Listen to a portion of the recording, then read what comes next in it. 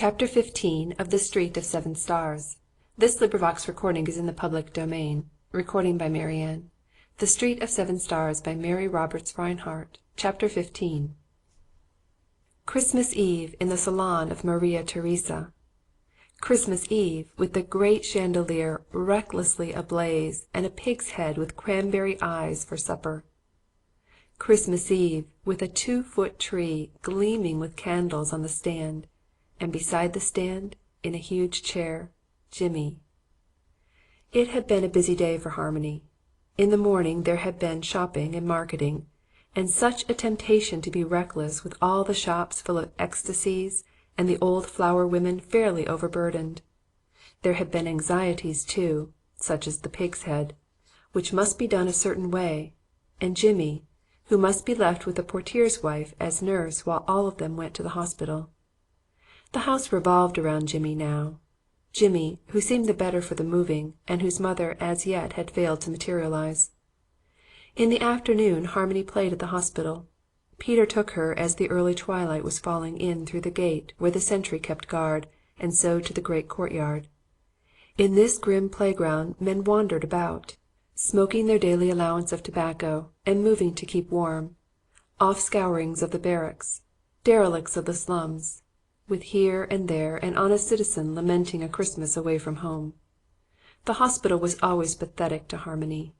On this Christmas Eve she found it harrowing.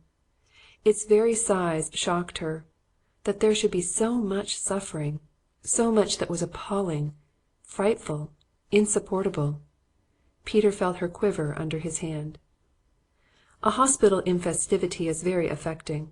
It smiles through its tears. And in every assemblage there are sharply divided lines of difference. There are those who are going home soon, God willing. There are those who will go home some time after long days and longer nights. And there are those who will never go home, and who know it. And because of this the ones who are never going home are most festively clad, as if, by way of compensation, the nurses mean to give them all future Christmases in one. They receive an extra orange, or a pair of gloves, perhaps. And they are not the less grateful because they understand. And when everything is over they lay away in the bedside stand the gloves they will never wear, and divide the extra orange with a less fortunate one who is almost recovered. Their last Christmas is past. "How beautiful the tree was," they say, or "Did you hear how the children sang? So little to sing like that! It made me think of angels." Peter led Harmony across the courtyard through many twisting corridors and up and down more twisting staircases to the room where she was to play. There were many Christmas trees in the hospital that afternoon. No one hall could have held the thousands of patients, the doctors, the nurses. Sometimes a single ward had its own tree, its own entertainment. Occasionally 2 or 3 joined forces, preempted a lecture room, and wheeled or hobbled or carried in their convalescents. In such a case an imposing audience was the result. Into such a room Peter led Harmony. It was an amphitheatre, the seats rising in tiers, half circle above half circle, to the dusk of the roof. In the pit stood the tree, candle-lighted. There was no other illumination in the room. The semi-darkness, the blazing tree, the rows of hopeful, hoping, hopeless, rising above, white faces over white gowns, the soft rustle of expectancy, the silence when the docent with the red beard stepped out and began to read an address, all caught Harmony by the throat. Peter, keenly alive to everything she did, felt rather than heard her soft sob. Peter saw the hospital anew that dark afternoon, saw it through Harmony's eyes. Layer after layer of his professional callous fell away, leaving him quick again. He had lived so long close to the heart of humanity that he had reduced its throbbing to beats that might be counted. Now, once more, Peter was back in the early days, when a heart was not a pump, but a thing that ached or thrilled or struggled, that loved or hated or yearned. The orchestra, insisting on sadly sentimental music, was fast turning festivity into gloom. It played Handel's Largo. It threw its whole soul into the assurance that the world, after all, was only a poor place, that heaven was a better. It preached resignation with every deep vibration of the cello. Harmony fidgeted. "How terrible!" she whispered. "To turn their Christmas Eve into mourning! Stop them!" "Stop a German orchestra?" "They are crying, some of them. Oh, Peter!" The music came to an end at last. Tears were dried. Followed recitations, gifts, a speech of thanks from Nurse Elizabeth for the patients. Then harmony. Harmony never remembered afterward what she played.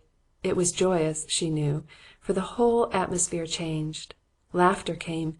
Even the candles burned more cheerfully. When she had finished, a student in a white coat asked her to play a German Folkspiel, and roared it out to her accompaniment with much vigour and humour. The audience joined in, at first timidly, then lustily. Harmony stood alone by the tree, violin poised, smiling at the applause. Her eyes, running along the dim amphitheatre, sought Peter's, and finding them dwelt there a moment. Then she began to play softly, and as softly the others sang. They sang with upturned eyes. Visions came to Peter that afternoon in the darkness. Visions in which his poverty was forgotten or mattered not at all. Visions of a Christmas Eve in a home that he had earned, of a tree, of a girl-woman, of a still and holy night, of a child. They sang. O the Nacht bei ihm Lochingenhaar, Schlaf in himmlischer Ruhe, Schlaf in himmlischer Ruhe. There was real festivity at the old lodge of Maria Theresa that night. Jimmy had taken his full place in the household. The best room, which had been Anna's, had been given up to him. Here, carefully tended, with a fire all day in the stove, Jimmy reigned from the bed. To him Harmony brought her small puzzles, and together they solved them. "Shall it be a steak tonight?" Thus Harmony humbly. "Or chops?" "With tomato sauce?" "If Peter allows, yes." Much thinking on Jimmy's part, and then, "Fish," he would decide. "Fish with egg dressing." They would argue for a time and compromise on fish. The boy was better. Peter shook his head over any permanent improvement, but Anna fiercely seized each crumb of hope. Many and bitter were the battles she and Peter fought at night over his treatment. Frightful the litter of authorities Harmony put straight every morning. The extra expense was not much, but it told. Peter's carefully calculated expenditures felt the strain. He gave up a course in X-ray on which he had set his heart, and cut off his hour in the coffee-house as a luxury. There was no hardship about the latter renunciation. Life for Peter was spelling itself very much in terms of Harmony and Jimmy these days. He resented anything that took him from them. There were anxieties of a different sort also. Anna's father was failing. He had written her a feeble, half-senile appeal to let bygones be bygones and come back to see him before he died. Anna was Peter's great prop. What would he do should she decide to go home?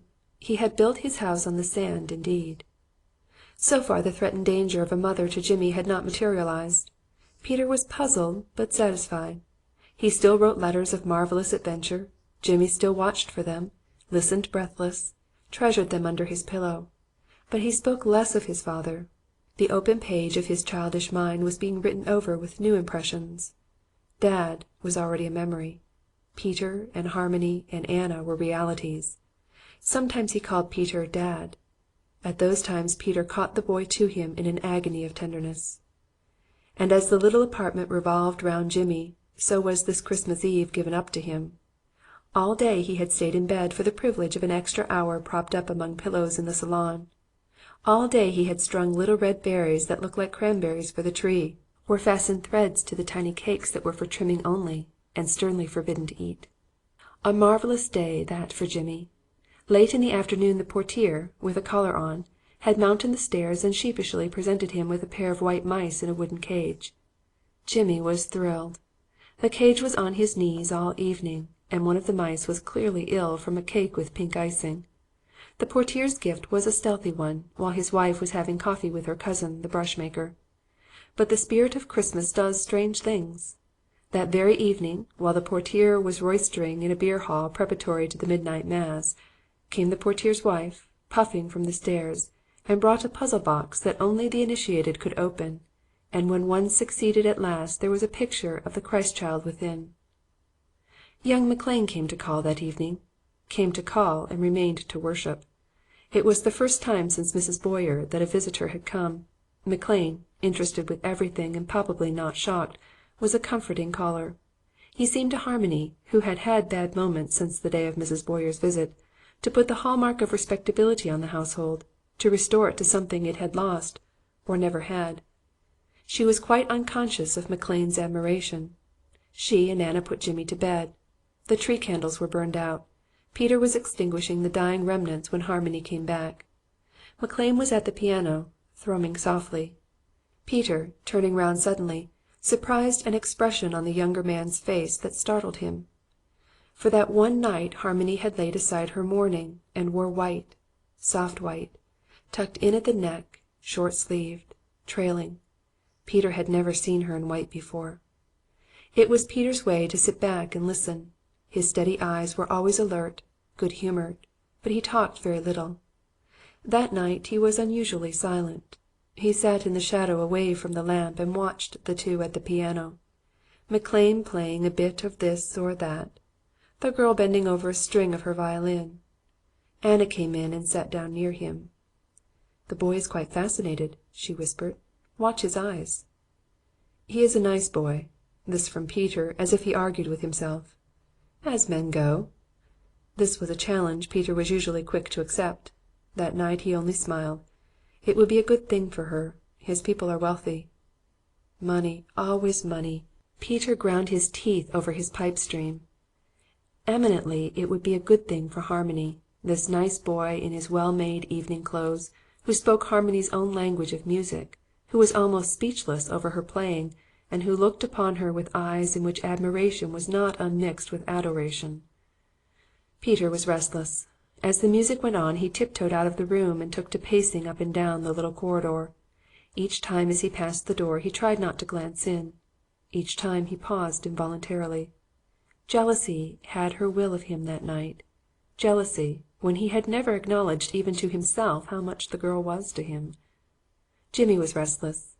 Usually Harmony's music put him to sleep, but that night he lay awake even after Peter had closed all the doors. Peter came in and sat with him in the dark, going over now and then to cover him, or to give him a drink, or to pick up the cage of mice which Jimmy insisted on having beside him and which constantly slipped off on to the floor. After a time Peter lighted the night-light, a bit of wick on a cork floating in a saucer of lard oil, and set it on the bedside table. Then round it he arranged Jimmy's treasures, the deer antlers, the cage of mice, the box, the wooden sentry. The boy fell asleep. Peter sat in the room, his dead pipe in his teeth, and thought of many things. It was very late when young McLean left. The two had played until they stopped for very weariness. Anna had yawned herself off to bed. From Jimmy's room Peter could hear the soft hum of their voices. "You have been awfully good to me," McLean said as he finally rose to go. I want you to know that I'll never forget this evening. Never." "It has been splendid, hasn't it? Since little Scatchy left there has been no one for the piano.